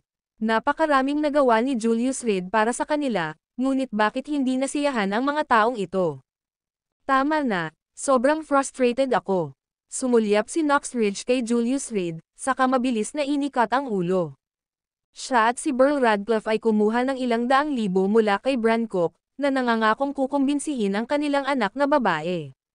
Ngunit mukhang talagang mahal ni Keller Radcliffe si Julius Reed, na nagpahirap sa matandang mag-asawa. Ngunit kahit mahirap, kailangan pa rin nilang harapin ito. Sino si Bran Cook? Ang pinakamahusay na binata sa Gonzales City. Sa mga nakababatang henerasyon, walang maihahambing kay Bran Cook. Kung tunay na ikinasal si Keller Radcliffe sa pamilyang iyon, Mabubuhay ang matandang mag-asawa ng walang pag-aalala tungkol sa pagkain at pananamit, at may maipagyayabang si Knox Ridge. Hindi niya kailangang matakot na pagtawanan sa tuwing lumalabas siya kasama si Julius Reed, tulad ng ginagawa niya ngayon. Hindi nagtagal, bumaba sina Luis Leo Cadia at Bryson Ridge na mukhang magulo. Kinuha nila ang tanging 200,000 na mayroon sila, gumawa ng IOU para sa natitirang 100,000, at hiniling na humiram ng halaga sa loob ng isang araw, kung hindi, hindi sila papayagang umalis sa restaurant. "Sis, pahiram sa amin ng 100,000. Bryson Ridge said, her voice filled with discomfort. Ang paghingi ng pautang ay ang pinakakahiyang gawin. Gayunpaman, mahigit 200,000 lamang ang dala nila para sa paglalakbay na ito. Matapos ibawas ang halaga ng pamasahe at iba't ibang gastusin, 200,000 na lang ang natitira. Kinuha lahat ng hotel. Ngayon na may utang na 100,000, maaari lamang silang bumaling sa Knox Ridge para sa isang pautang. Ano, hindi ba si Luis Leo Cadia ang amo? Wala siyang 300,000. Akala ni Knox Ridge ay mali ang narinig niya. Paano maaaring humingi ng pautang si Bryson Ridge, na labis na nag-aalala sa mga hitsura?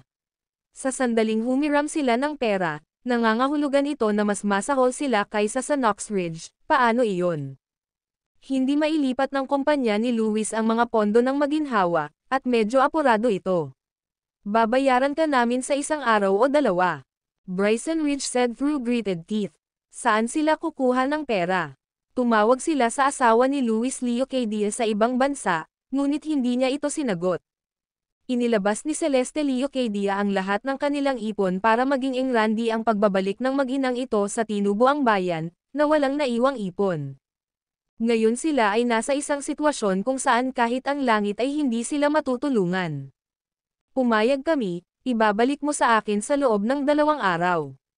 Nakaramdam ng pag-aatubili si Knox Ridge, sa napakatagal na panahon na matipid, sumasakit ang kanyang puso sa tuwing magpapahiram siya ng pera.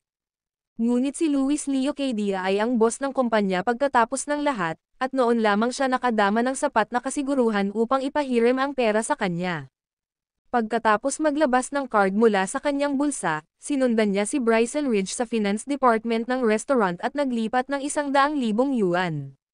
Saan tayo pupunta ngayon? Lubhang madilim ang kalooban ni Luis Leo Cadia. Siya ay umaasa na gumawa ng splash, ngunit sa huli, siya ay ilagay ang lahat ng kanyang ipon at parin utang-utang, iniwan ang kanyang mood sa lahat ng panahong mababa.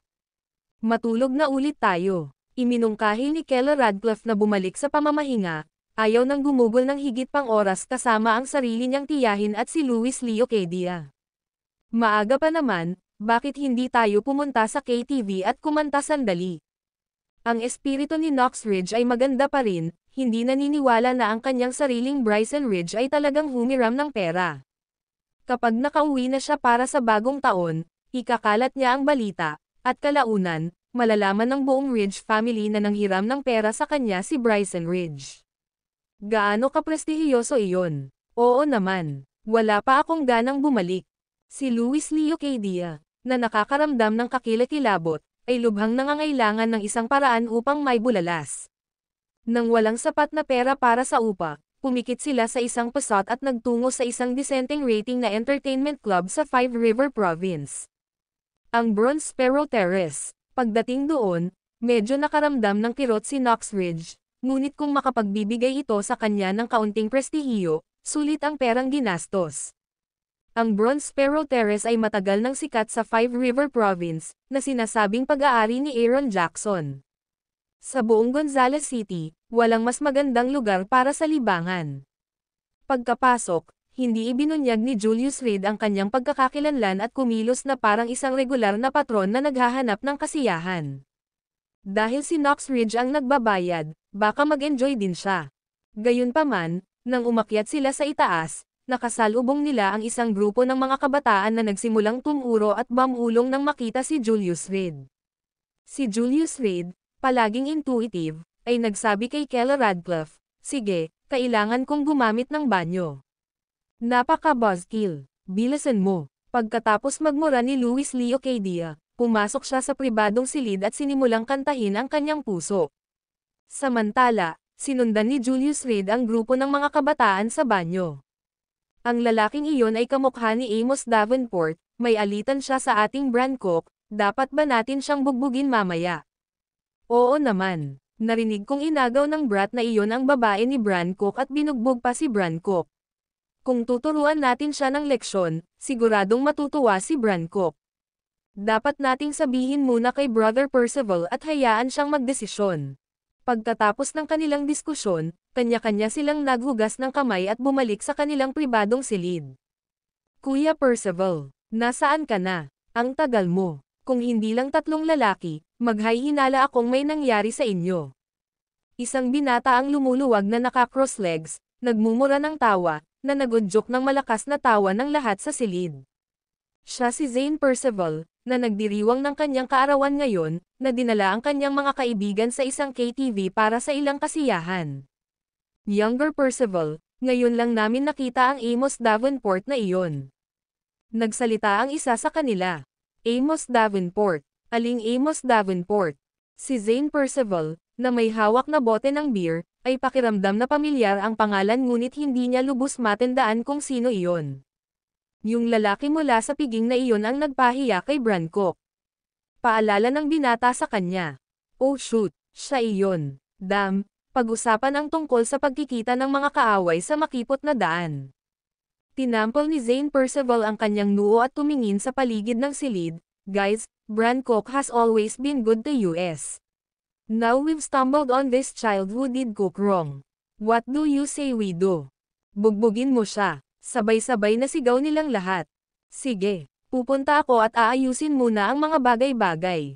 Maghintay kayo rito, at abangan ang aking senyales para kumilos. Kinuha ni Zane Percival ang isang bote ng beer at tinungo ang private room kung nasaan si Julius Reed. Ang video na ito ay edited by Urban Storytelling. Kabanata 417, Mabuting Kapatid sa Lungguhit Isa. Nagnenegosyo rin ang pamilya ni Zane Percival sa Gonzales City at kadalasan ay maayos ang pakikitungo kay Brancock. Ang kanilang pamilya ay nagkaroon din ng negosyo sa pamilyang Cook.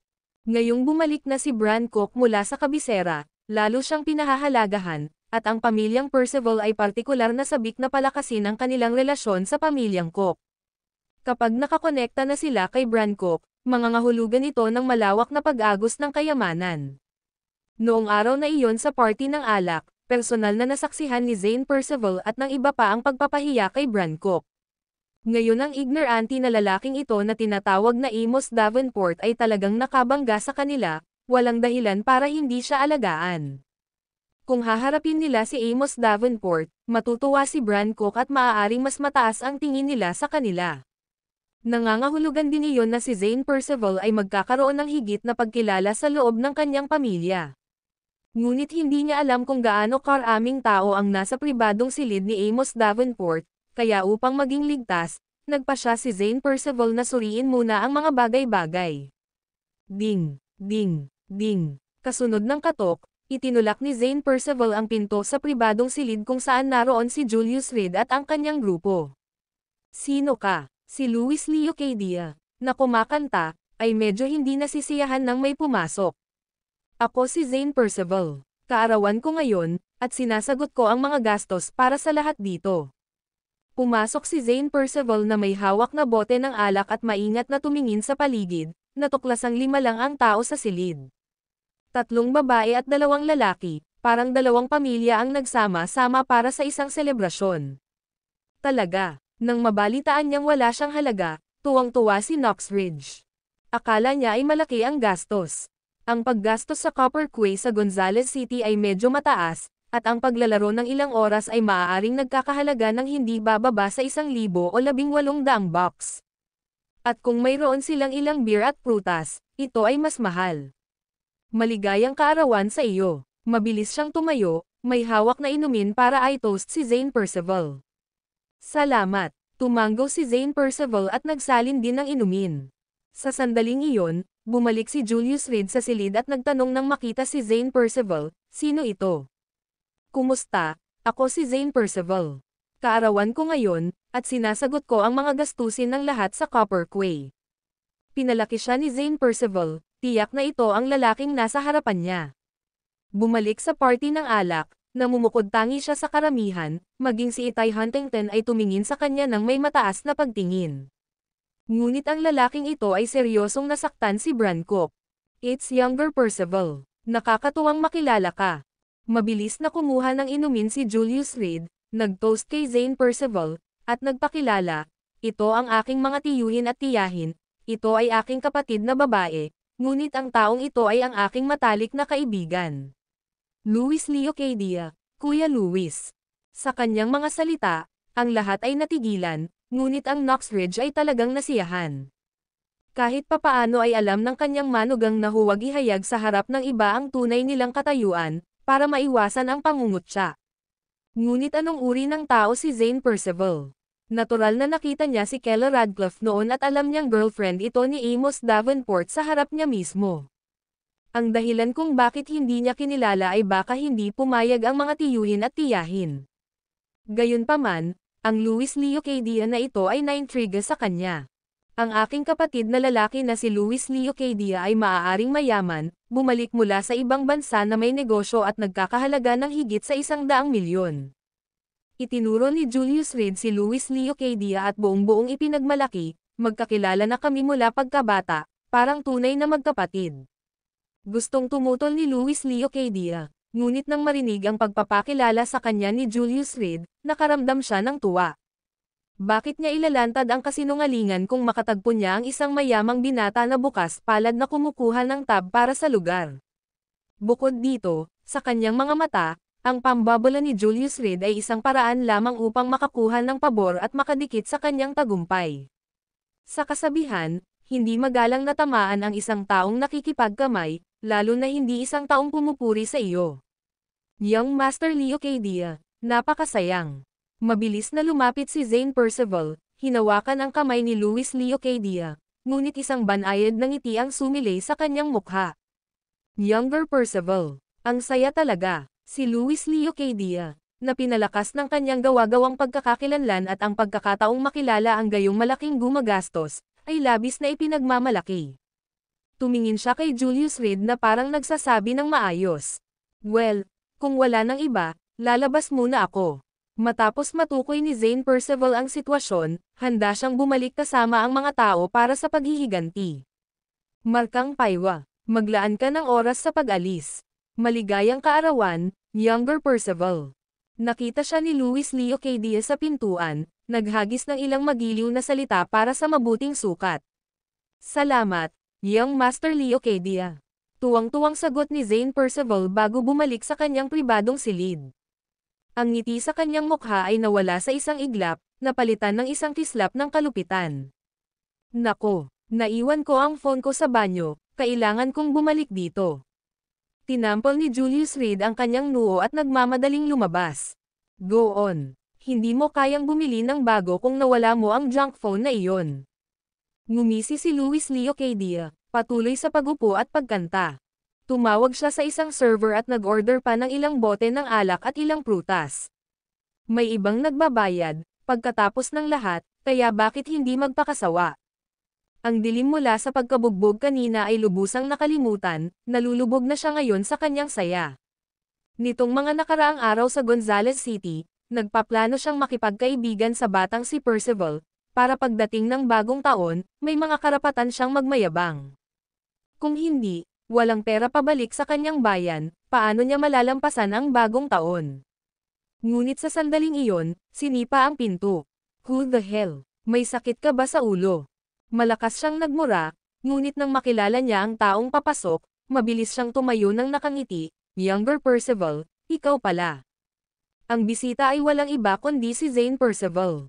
Sa kanyang likuran ay sumunod ang isang dosenang binata. Younger Percival, may gusto ka ba sa akin? Sa pag-aakalang naging pamilyar siya kay Zane Percival, lumapit si Louis Leocadia para magtanong. Younger Percival, ang aking asno. Bang! Isang binata sa likod ni Zane Percival ang biglang sumipa ng sipa, na nagpalipad kay Louis Leocadia sa lupa, naglakas loob kang tawagin siyang Younger Percival. Sino ka sa tingin mo? Nagmura ang lalaki sabay hampas ng 2 beses sa mukha ni Louis Leocadia. Anong ginagawa mo? Kaibigan ko si Younger Percival, Nawala ka na ba sa isip mo? Sumigaw si Luis Leo kay Dia mula sa lupa, tinakpan ang kanyang mukha. Nakipag-inuman kasama si Zane Percival, natural na tinuturing niyang kaibigan ang sarili. At saka, siya na ngayon ang worth over a billion boss. Ang lakas ng loob na tamaan siya ng mga bumpkins na ito. Magkaibigan. Malamig na sumagot si Zane Percival, sino ang kaibigan mo? Di ba naginuman lang tayo, younger Percival? Hindi masyadong naintindihan ni Luis Leo kay Dia ang nangyayari, hindi ba sila nagbabahaginan lang ng mga inumin at masasayang salita? Paanong biglang nagbago ang lahat? Ngunit ang hindi niya alam ay ang pagbisita ni Zane Percival ay sinadya upang subukan ang tubig. Kaibigan, tayo ba? Sa tingin mo ay karapat-dapat kang uminom kasama si younger Percival. Ilang kabataan ang humakbang pasulong, kinuha ang serbesa sa mesa, at ibinuhos ito sa buong Luis Leo kay Dia. Pinapainom kita, busog ka na. Narinig nila mula kay Zane Percival na ito ang matalik na kaibigan ni Amos Davenport. Dahil wala si Amos Davenport, ilalabas muna nila ang kanilang galit sa lalaking ito. Nasaan si Amos Davenport? Tumingin si Zane Percival sa paligid at nagtanong. Kanina lang nasa private room siya, paano siya nawala ng ganon kabilis?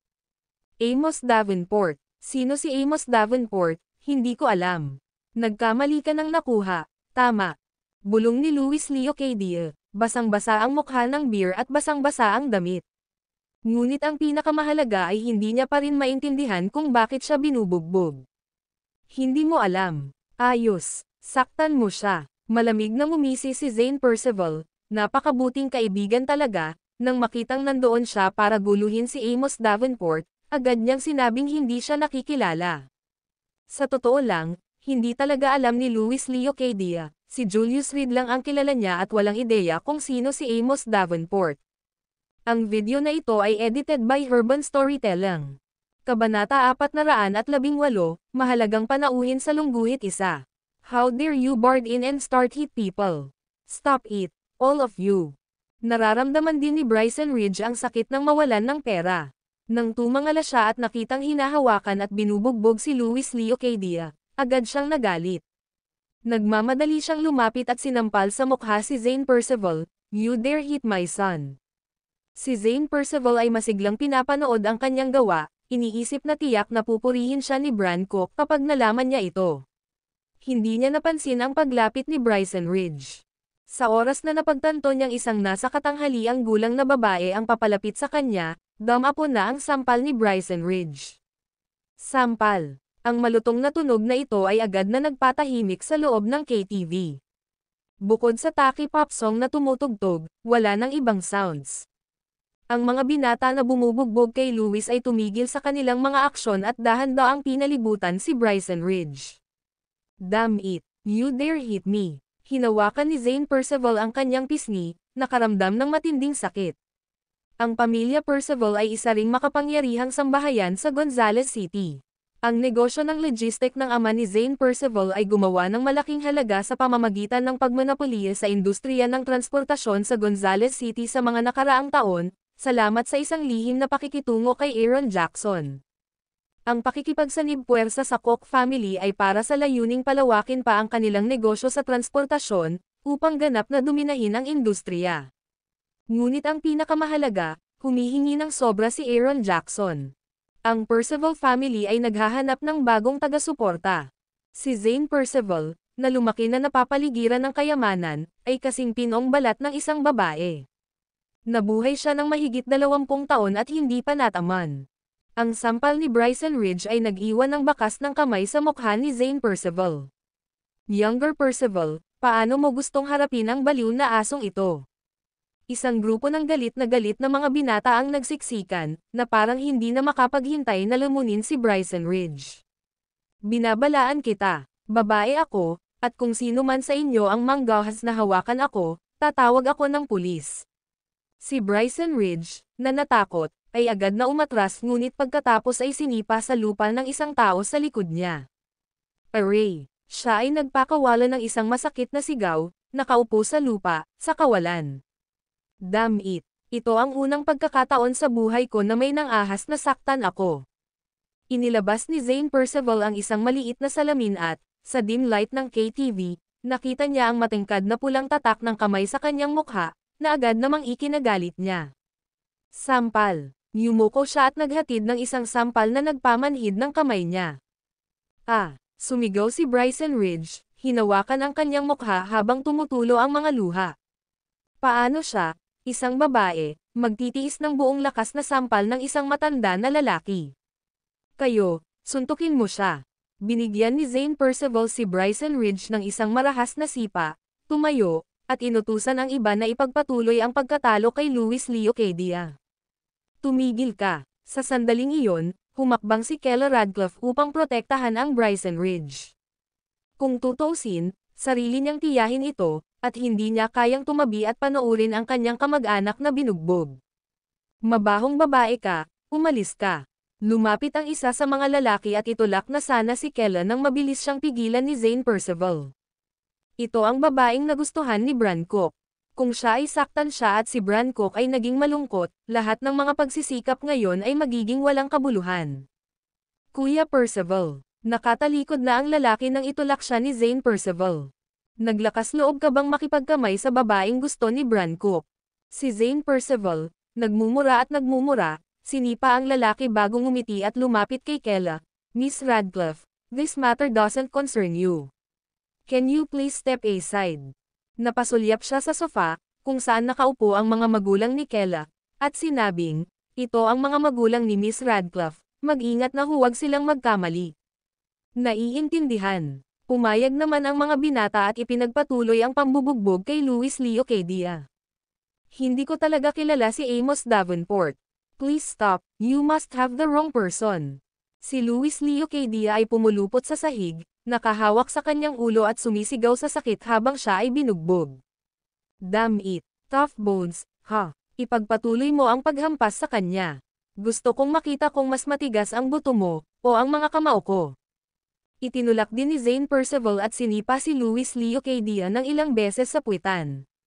Nang makita ang sitwasyon na malapit nang mawalan ng kontrol, ilang lalaking nakasot ang nagtulak ng pinto at sumigaw ng mahigpit, tumigil ka.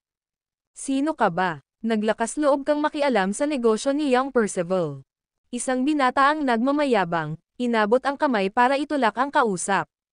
Sa kanilang mga mata, si Zane Percival ay may ilang katayuan sa Gonzales City, at ang kanyang pamilya ay nakipag-ugnayan pa kay Aaron Jackson. Ang mga maliliit na fries na ito ay hindi rin nagkakahalaga ng pagsasaalang-alang. Ngunit bahagya pa lang na iniunat ng binata ang kanyang kamay ng marahas na hinawakan ng isa sa mga lalaking nakasot ang kanyang palso at pinaikot iyon pababa. Basag. Hinawi niya ang braso ng malinis sa dalawa. Kamay ko. Nagpakawala ang binata sa paghihirap, lumuhad sa lupa at napaungol sa sakit. Mga kapatid, may nangahas na hawakan ang isa sa atin, kunin mo sila. Ang mga nakababatang lalaki, na bumalik sa realidad, ay tumigil at lumingon sa mga tao sa paligid ng pintuan. Pwede ko bang itanong kung sino ka? Nagmamadaling pigilan ni Zane Percival ang mga binata na maghahadjas ng suntok at tumingin sa lalaking nakasuot ng suit sa harapan niya. Ito ang Bronze Sparrow Platform, teritoryo ni Aaron Jackson. Hindi magandang magdulot ng gulo ng padalos-dalos. Eric Smith, sagot ng lalaking nakasuot na may malamig na boses. Natakot si Zane Percival nang marinig ang pangalang ito. Mabilis niyang inilahad ang kanyang kamay bilang isang magiliw na galaw, kaya si Mr. Smith. Ang aking mga tauhan ay ignorante at sinaktan ka. Mangyaring huwag itong personal. Si Eric Smith ang tagapamahala ng Bronze Sparrow Platform, at isa siya sa ilang malapit kay Aaron Jackson. Ang pagbibigay kay Eric Smith ng kontrol sa Bronze Sparrow Platform ay nagpapahiwatig ng pagtitiwala ni Aaron Jackson sa kanya. Ang pananakit sa gayong tao ay isang bagay na hindi kayang bayaran ng Percival family. Young Percival, isa lang siyang masungit na security guard, is he worth being so polite ta? Anong karapatan niyang tumayo dito? Ang isang binata mula sa isang hindi masamang background ng pamilya ay labis na hindi nasisiyahan, dahil ang kanyang matalik na kaibigan ay nabali ang kanyang braso. Sampal. Sinaway ni Zane Percival ang binata at pagkatapos ay sinipa siya ng malakas, si Mr. Smith ang manager ng Bronze Sparrow Platform. May karapatan ba siyang magsalita dito o wala? Nang marinig ang pagkakakilanlan ng lalaking nasa harapan nila, lahat ng binata ay napayuko, hindi nang ahas na huminga ng malakas. Zane Percival, ang yabang mo ngayon. Ang mga followers mo ay tumatakbong ligaw. Wala bang karapatang pumasok ang isang manager na tulad ko? Malamig na tiningnan ni Eric Smith si Zane Percival, dahilan para bumuhos ang huli sa malamig na pawis. Mr. Smith, huwag mo akong biro. May kailangan ka ba sa akin? Siguradong makikita kong tapos na ito para sa iyo. Pinunasan ni Zane Percival ang pawis sa kanyang noo, maingat na pinagmamasdan ang ekspresyon ni Eric Smith. Dahil kaya sa sarili niyang kaarawan kaya personal na pumunta si Eric Smith para ipagdiwang. Ngunit kung ganoon nga ang kaso, bakit pumunta sa pribadong silid na ito? Sa sarili niyang kwarto daw siya pupunta diba? Mr. Smith, dahil ba ito sa aking kaarawan? Masyado kang mapagbigay para personal akong i-toast dito. Ngunit sa pag-iisip tungkol sa pakikipagtulungan ng kanyang pamilya kay Aaron Jackson, nadama niya na maaaring ito ang kaso. Tinoto ka. Nagtaas ng kilay si Eric Smith at lumapit kay Zane Percival, nakapulupot ang mga kamay sa likod niya. Young Percival, kung i-toast kita, maglalakas loob ka bang uminom? Kahit si Arlo Percival, ang ama ni Zane, ay hindi maglalakas loob na hayaan ang kanyang sarili na i-toast, lalo pa ang kanyang anak. Kung gayon Mr. Smith, bakit ka napunta dito? Si Zane Percival ay lubos na nataranta. Kung hindi dahil sa sarili niyang kaarawan, ano ang layunin ng pagbisitang ito? Narito ako para maghintay ng isang mahalagang bisita. Malamig na sabi ni Eric Smith. Ang video na ito ay edited by Urban Storytelling. Kabanata 419, kahit saan mga kaibigan Luis Leo K. Diaz sa Lungguhit Isa. Mahalagang panauhin. Si Zane Percival ay lubos na naguguluhan, nasaan ang anumang mahahalagang bisita dito? Bukod sa kanyang sarili, sino pa ang may karapatang tawaging mahalagang panauhin ni Eric Smith? Maaari ba itong si Kella Radcliffe? Kung tutuusin, siya ang babaeng kinagiliwan ni Bran Cook, at maging siya ay kailangang tretuhin siya ng may mahusay na paggalang. Kung hindi, walang ibang tao sa silid na nagkakahalaga ng paghihintay ni Eric Smith. It's none of your business who. Imbes na masayang ipagdiwang ang iyong kaarawan sa private room, bakit ka pumunta dito? Napakalamig ng ugali ni Eric Smith, wala siyang pakialam sa sayan na ito ng Percival family. Marahil ang katayuan ng pamilyang Percival ay maaaring takutin ang iba, ngunit wala itong ibig sabihin sa kanya. Nabangga ako ng isang mortal na kaaway, dumating lang para makipag-ayos sa kanya. Nakangiting sabi ni Zane Percival, hindi pa niya naaayos ang Amos Davenport, paano siya makakaalis? Ito ay isang regalo para kay Bran Cook. Mortal enemy, Younger Percival, gusto mo bang manggulo dito sa Tungkay Terrace? Napasimangot si Eric Smith nang makita si Luis Leo K. Diaz na nakahiga sa sahig, at malakas na nagtanong, ano ang nangyari? Nakatanggap siya ng mensahe mula sa reception sa pasukan, na nagsasabing si Julius Reed ang nagdala ng mga tao, kaya nagmadali siya upang tingnan ito. Ito ay ang malaking kapatid na lalaki ng kanyang sariling kuya, Eric Smith dared hindi pagpapabiya sa kanya. Kung sumama sila kay Julius Reed, dapat magkakilala ang mga tao sa kwartong ito. Ngayong may binugbog at nakahandusay, kapag nalaman ito ni Julius Reed, malamang hindi na siya makakawala. Ito ang kanyang kasabwat, medyo matigas ang bibig. Huwag kang mag-alala, Kuya Eric, ginagarantiyahan kong hindi ako magdudulot ng anumang kamatayan. Humakbang si Zane Percival at sinipa si Luis Leo K. Diaz, na nagpakawala ng kaawa-awang sigaw. Tumigil ka. Nang makita ang eksenang ito, alam ni Eric Smith na kailangan niyang makialam, o magiging masama ang mga bagay kapag bumalik si Julius Reed. Ang mga maaaring umupo sa isang silid ay alinman sa mga kamag-anak o kaibigan. Ngayon ang binatang ito ay binugbog ng ganito ni Zane Percival, paano niya ito ipapaliwanag? Kuya Eric, anong problema? Hindi na malaya ni Zane Percival ang nangyayari bago siya sinipa ni Eric Smith sa lupa, umalis ka. Bakit ka pumapatol sa mga tao? Naglakas loob ka pa bang tamaan si Younger Percival, nagalit ka na ba? Agad na nagsiksikan ang mga alipors ni Zane Percival, na handang magsimula ng laban. Sanay na silang maglakad-lakad, hindi pa sila nasangkot sa ganitong kaiyahiyang sitwasyon. Sa totoo lang, Sinadya ni Eric Smith na pigilan si Zane Percival at tanungin si Julius Reed kung paano siya haharapin. Pero kung tutuusin, may business deal ang Percival family kay Aaron Jackson, at kung gagawin niya iyon, baka hindi niya magustuhan ang Percival family. Ngayon, sa dahan-daang pagbangon ni Bran Cook sa kapangyarihan, kung lumipat ang Percival family sa Cook family sa oras na ito, sila ay magdurusa ng malaking kawalan. Iyon ang magiging transport network ng kalahati ng Gonzales City.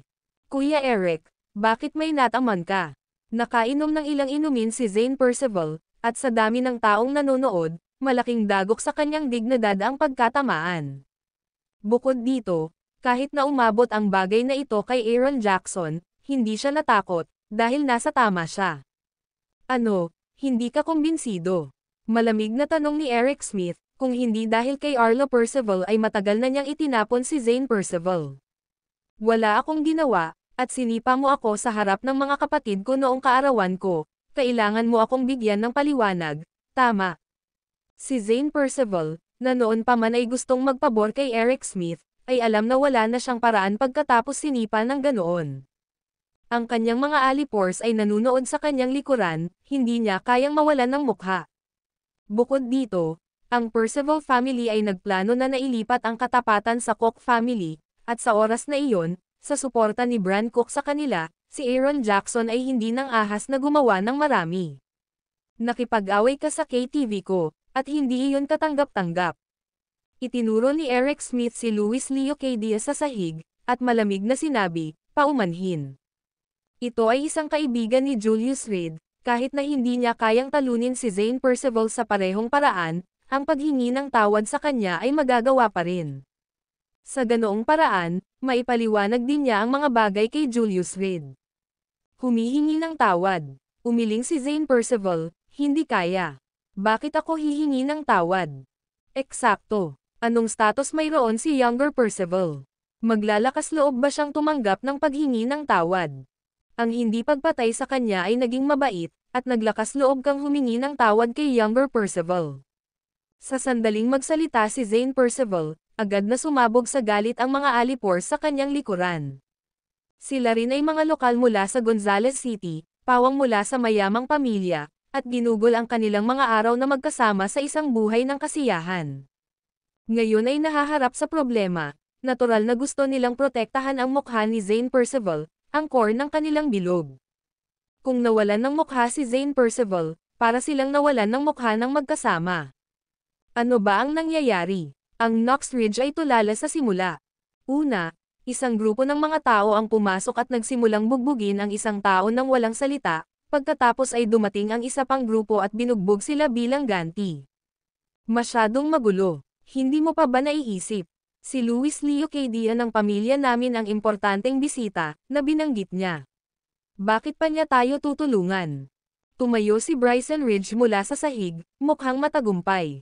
Mukhang nakalimutan niya na 10 minuto lang ang nakalipas, na sample siya sa mukha. Eksakto. Kilala ko ang may-ari ng entertainment venue na ito. Plano kong maging low profile, pero sino ang nakakaalam na makakatagpo tayo ng ilang mga blind jerks?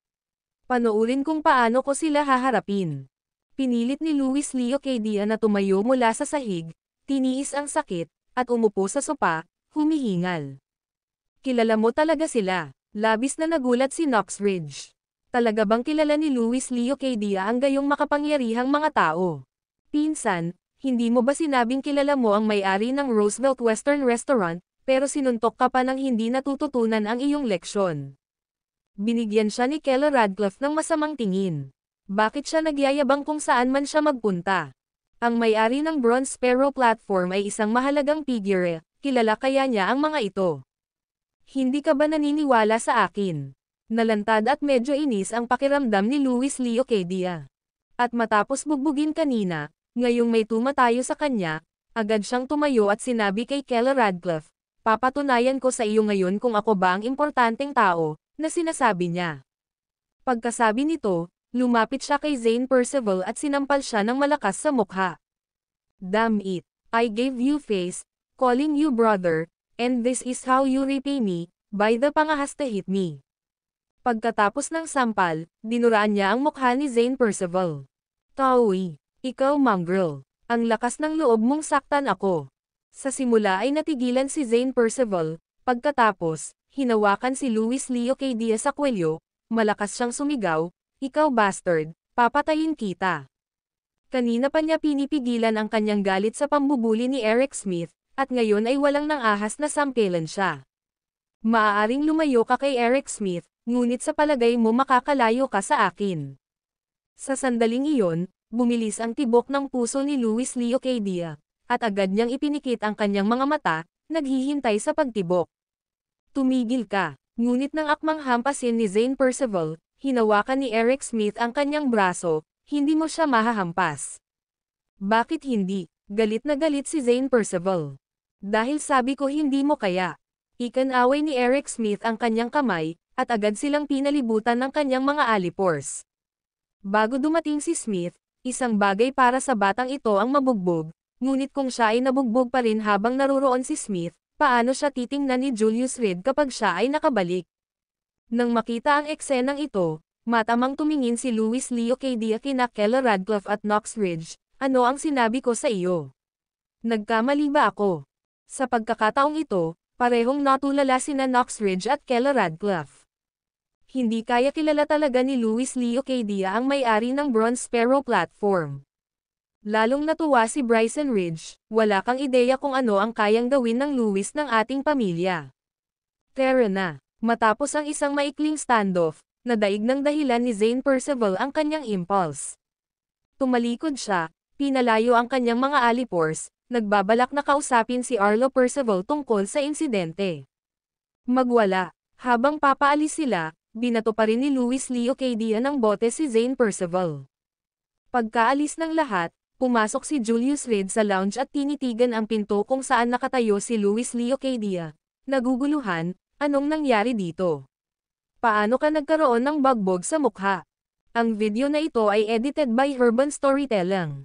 Kabanata 420, Shine Shoes sa Lungguhit 1. Nabugbog. Malungkot na sabi ni Keller Radcliffe. Ang lahat ay dahil si Luis Leo K. Diaz ay nagyabang sa lahat ng dako at si Bryson Ridge ay hindi tumigil sa panliligaw kay kamatayan, kung hindi, sino kaya ang nabugbog ng ganito? Bagamat sinabi ni Luis Leo K. Diaz na kaibigan niya ang may-ari ng Bronze Sparrow platform, hindi siya pinaniwalaan ni Keller Radcliffe. Kung kilala niya talaga ang may-ari, hindi ba't ipinagmalaki ito ni Luis Leo K. Diaz nang makababa siya ng eroplano? Maghihintay ba siya hanggang ngayon para banggitin ito? Ngunit walang paliwanag kung bakit nandito si Eric Smith. Bullshit. Malinaw na ako ang bumugbog sa mga tao. Si Luis Leo K. Diaz, tulad ng pagbawi niya ng mukha, ay inilantad ni Keller Radcliffe at agad na nagalit sa kahihiyan. Tinakpan niya ang mukha niya at itinuro si Julius Reed at nagmura, walang kwenta kang bakla, bakit ngayon ka lang bumalik? Kung andito ka, baka nataman mo ako. Tingnan mo ako ngayon, bagbog na bagbog ang mukha ko. Sa pag-alalay sa kanya ni Eric Smith, naramdaman ni Luis Leo K. Diaz na para siyang pumailang lang sa langit. Naalala niya kung paano siya pinahiya ni Julius Reed sa hotel, at napakaliit nito. At ang swerte niya lang, wala si Julius Reed sa laban. Ang craphead na iyon ay madaling umalis. Anong sabi mo? Nang makitang minumura ng binatang ito si Julius Reed bilang isang walang kwentang wimp na may ganito kakulit na tono, hindi napigilan ni Eric Smith ang pagkayam ng kanyang mga kamao. Tila ang mga bagay ay hindi gaya ng naisip niya, maaaring may sama ng loob ang taong ito kay Julius Reed at maaaring hindi ka mag-anak. Karibal kaya ito ng pag-ibig. Sabi niya, basura ako. Nakangiting ulit ni Julius Reed. Pagkasabi niya nito, pawis na pawis si Eric Smith. Maaaring hindi alam ng iba kung sino si Julius Reed, ngunit paanong hindi niya malalaman. Ang malaking boss ng underground na mundo ng Gonzales City, si Aaron Jackson, ay kailangang tawagan si Julius Reed na kuya. Kung ang taong ito ay matatawag na basura, kung gayon sila ay mas mababa kaysa sa basura. Hey, may self-awareness ka nga. Kung nandito ka lang ngayon, hinayaan ko na lang nabugbugin ka nila imbes na ako mismo ang tumama. Go! Ikuha mo ako ng gamot sa pharmacy. It's killing me. Hinawakan ni Luis Leo K. Diaz ang mga galos sa kanyang mukha, nakangiwi sa sakit. May bati ka sa ibaba, kung gusto mong pumunta, pumunta ka. Isang malamig na tingin ang ibinigay ni Julius Reed kay Louis Leocadia at dumiretso sa Keller Radcliffe. Hoy, kalokohan mo, bingi ka ba sa mga sinasabi ko? Hindi ba't ang trabaho mo sa bahay ay para lang magpatakbo? Bilasan mo, kung hindi, huwag mo akong sisihin na binugbog kita. Sa pagiging maaasahan ni Eric Smith, nabawi ni Louis Leocadia ang kanyang mapagmataas na kilos. Eksakto, Julius Reed, hindi ba iyon ang palagi mong ginagawa sa bahay? Ano ang malaking bagay sa pagpapatakbo ng isang errand ngayon? Bibigyan kita ng 10 pera para sa problema, at iyon ay dapat na sapat para sa iyo sa loob ng ilang araw.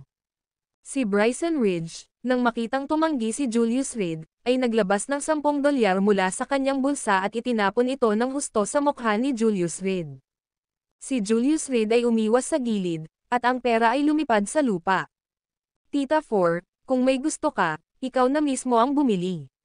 Si Julius Reed ay bahagi ng pamilya namin at hindi mo dapat tawagan ang mga ito. Sabi ni Keller Radcliffe, hindi nasisiyahan sa ugali ng mga taong ito. At saka, si Julius Reed ang asawa niya, at masyado silang walang galang. Ano ang masama sa craphead na iyon na gumagawa ng ganitong uri ng trabaho? Dapat kang magpasalamat sa 10 dolyar na inaalok ko para sa pagpapatakbo, hindi ba? Nakangiting sabi ni Bryson Ridge habang nakatingin kay Julius Reed na parang pulubi. Kunin mo. Napatingin si Julius Reed kay Bryson Ridge at malamig na sinabi. Oh, ako ba kinakausap mo? Si Bryson Ridge, nang makita si Julius Reed na naglakas loob na magsalita sa kanya ng ganoon, ay agad na nagalit. Sabi ko, kunin mo. Kung hindi, pagsisihan mo. Sabi ni Julius Reed na may mahinang ngiti, iniisip na ang dalawang babaeng ito ay kailangang matuto ng leksyon ngayon para hindi nila alam kung kailan sila nasa panganib. How dare you talk to my mom like that? Basura ka, naniniwala ka bang bugbugin kita? Si Louis Leocadia, na nakakaramdam ng lakas ng loob dahil mayroon siyang backup, ay walang pakialam sa damdamin ng pamilya ni Knox Ridge. Kailangan mo ba akong kumilos? Tanong ni Eric Smith sa gilid. Syempre naman, sabi ni Louis Leocadia ng buong pagmamalaki, bugbugin mo siya hanggang sa hindi na siya makabangon. Sa tulong ng isang kakilakilabot na tao, si Julius Reed ay parang patay na ngayon. Iyon ay para sa paglalantad sa akin. Nagmura siya sa loob.